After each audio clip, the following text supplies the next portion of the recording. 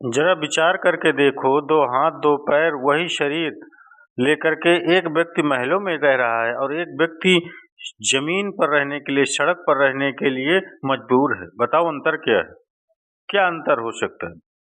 मित्रों, थोड़ा ध्यान से सुनना आप, जरा सोचना आप विषय। एक जैसा इंसान दो, एक इंसान महलों में रह रहा है और दूसरा इंसान सड़क पर सोने को मजबूर है। दोनों में अंतर क्या है? आप कहोगे कदाचित शिक्षा अंतर हो सकती है, या भी उसके कुल खानदान में पैसे रहे होंगे। ये दोनों ही बातें बिल्कुल परस्पर सत्य नहीं है। कितने ही ऐसे लोग हैं कि जो शिक्षित होने के नहीं होने के बावजूद भी महलों में रह रहे हैं। कितने ऐसे लोग हैं जिनके कुल खानदान कोई अमीर नहीं था, इसके बावजूद वो महलों में रह रहे हैं। जरा बताना दोनों में अंतर क्या है? एक व्यक्ति जमीन पर फुटपाथ पर सोने के लिए मजबूर है, इसके पास न बिस्तर है, न बर्तन है, न कोई सामान है, और एक व्यक्ति के पास सब कुछ पड़ा हुआ है। दोनों कहते हैं हम दुखी हैं। जरा विचार करो, दोनों दुखी हैं। एक तो यह प्रश्न का विचार करना, और एक और प्रश्न है, तुमने और पशु पक्षियों में अंतर क्या है? इस बात का जवाब देना जरा। मित्रों, सोचना, तुम में और पशु पक्षियों में क्या अंतर है? क्योंकि शास्त्र कहता है, शिव महापुराण कहती है कि आहार निद्रा में पंच, सामान्य में तटपश निरारण्यम, ज्ञानम हितेशाम अधिगम वशे वशिष्ठम, ज्ञानी नहीं नाम वसुधैर समानः। क्या अंतर है पशुओं में और इंसान में? आप भोजन करते हो, तुम सोते हो, तुम भयभीत होते हो, और तुम संतान उत्पन्न करते हो, तुम अपनी नैतिक दिनचर्या करते हो। आहार निद्रा भय मैथुन च, ये सारी की सारी चीजें जो तुम कर रहे हो वह पशु पक्षी भी करते हैं। वह भी संतान उत्पन्न करते हैं, वो भी भोजन करते हैं, वो भी डरते हैं, वो भी डराते हैं, वो भी भयभीत होते हैं, और उन्हें भी वो सब कुछ है। आहार निद्रा भय सब कुछ है, ये सामान्य है। कई मनुष्य रूपेण मृगाचरंती तो नहीं, ये कोई खास बात है। एक छोटी काशी के मित्रों, थोड़ा सोचिए मित्रों, आपकी आयु बड़ी है, आपकी आयु बड़ी है, सब कुछ है। थोड़ा सोचिए, विचार करिए, इस पर मनन करिए, इस चीज का सोचिए क्या अंतर है। एक बड़ा अंतर है जो मुझे समझता है, मुझ अज्ञानी को, मुझ दास को जो समझ में आता है, वो मैं आपको बता रहा हूँ। मुझे लगता है कि हम भगवान की भक्ति कर सकते हैं, जो पशु पक्षी भी कर सकते हैं। ऐसा कहीं लिखा नहीं कि वो नहीं कर सकते, वो भी कर सकते हैं।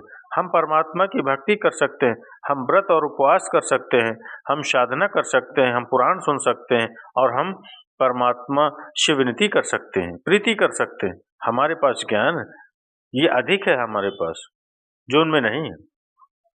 आज अगर गाय ये सोचे कि मैं नवरात्रि का व्रत करूं तो संभव हो सकता है क्या?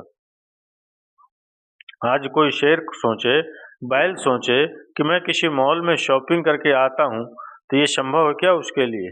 आपके लिए संभव है। तुम खूब श्रृंगार करते हो, खूब अच्छे वस्त्र पहनते हो, खूब शिक्षित होते हो, खूब संपन्न होते हो, बैंक बैलेंस करते हो और घर बनाते हो। किसी भी पशु पक्षी का कोई प्लॉट बताओ जो उसने वक्त जरूरत में बेचकर परिवार चलाने की व्यवस्था कर रखी हो। कोई उसकी एफडी बताओ जो कदाचित उसके घर में आवश्यकता पड़ेगी तो वो उस एफडी को तोड़कर अपना काम चलाए। जरा विचार करके बताओ, सोचो। उनकी एफडी होती हो तो बताओ, अगर उनके कोई प्लाट पड़े हों तो बताओ। तुम्हारा ये सब कुछ पड़ा है और तुमसे उनकी संख्या बहुत ज़्यादा है। जिसने चोंच दिया है वही उनको भोजन देता है, और जो उन्हें जन्म देता है वो उनका पालन करता है। उन्हें पूरा विश्वास है अपने परमात्मा पर, इसलिए वो कोई कुछ और नहीं करते। हम सब विश्वासी होकर के भी अविश्वासियों की तरह जीवन जीते हैं, इसलिए हम परेशान। मैं ये कहना चाह रहा हूँ, आपका भरोसा, आपका विश्वास और तुम्हारा यकीन एक बार अपने इष्ट पर हो जाए तो आपको किसी भी चीज की कोई आवश्यकता नहीं। एक और बात आपको बता रहा हूँ मित्रों, पशु पक्षी की चलो तो खाल और उनके बाल भी काम आते हैं, हमारा तो कुछ भी काम नहीं आता। उनके नख नाखून और खुर भी काम आते हैं, हमारा कुछ भी काम नहीं आता। उनकी हड्डियां और खाल मांस सब काम में आता है, हमारा कुछ भी काम में नहीं आता। हम फिर भी मनुष्य हैं और अच्छी योनि में हैं, हम फिर भी परमात्मा का भजन नहीं कर रहे। मैं सत्य बता रहा हूँ आपको, ये अवसर मिला है, बड़े भाग मानुष तन पावा, सुर दुर्लभ शत संतन गावा। ये बड़ा अवसर मिला है तुम्हें मनुष्य का जीवन, अन्यथा तुम भटकते रहोगे और जीवन भर यहाँ वहाँ भटकोगे, कुछ प्राप्त नहीं होगा। शिव महापुराण कहती है कि एक देवराज नाम का ब्राह्मण हुआ। अब गौर से समझना मित्रों, इस ब्राह्मण के जीवन में पूर्व जन्म कदाचित कुछ अच्छे कार्य हुए हों, इस जन्म में इन्होंने कोई शुभ कार्य नहीं, अच्छे कुल में होने के बावजूद भी किसी तरह से इन्होंने कोई अच्छा कार्य नहीं किया, केवल दुष्कर्म करते रहे, केवल बुरे कर्म करते हैं, मदिरा पान करते हैं, वैश्यालय में जाते और जितने भी बुरे कर्म हो पाते वो सब करते। इनके घर में एक बूढ़ी माँ है, माँ परमात्मा महादेव की बड़ी भक्त है, महादेव की अकूत भक्ति और बड़ी श्रद्धा है महादेव के चरणों में, खूब पूजन करती और हमेशा ये कहती मेरे बच्चे पर, मेरे लाल पर, मेरे बालक पर, मेरी संतान पर कृपा करना महादेव। और महादेव कृपा कैसे करें? नफरत है उनको जिन सदा अवगुणों से है भरा, ये नाथ उन्हें अपने शरण में कैसे लें, ये सोच में वो परेशान, ये कैसे कृपा करें कि अवगुण हूँ। महादेव जिससे नफरत करते वो सारे अवगुण इनमें हैं, पर उसकी माँ रोज प्रार्थना करती, रोज प्रयास करती और खूब महादेव को मनाती कि मेरे लाल को ठीक करो। माएँ कुछ भी नहीं समझती फिर भी बहुत कुछ समझती हैं और बहुत कुछ जानती हैं। तुम सबके जीवन में माँ है। माँ कुछ भी नहीं समझती फिर भी बहुत कुछ समझती है। माँ की शिक्षा कदाचित थोड़ी कम हो, उसके बावजूद भी माँ का विवेक सर्वश्रेष्ठ है। माँ जिसके जीवन में है उसके जीवन में सर्वस्व है। मैंने देखा बहुत बार लोग माँओं के साथ अच्छी बातचीत नहीं करते। मैंने देखा है कभी कभी लोग माँओं का अनादर करते हैं। ये संसारियों, सत्ता में समझना, जिसके घर में माँ बाप का सम्मान नहीं होता, जिस भी देहरी पर माँ बाप का सम्मान नहीं होता, दूर तलक उस देहरी के भगवान नहीं होता।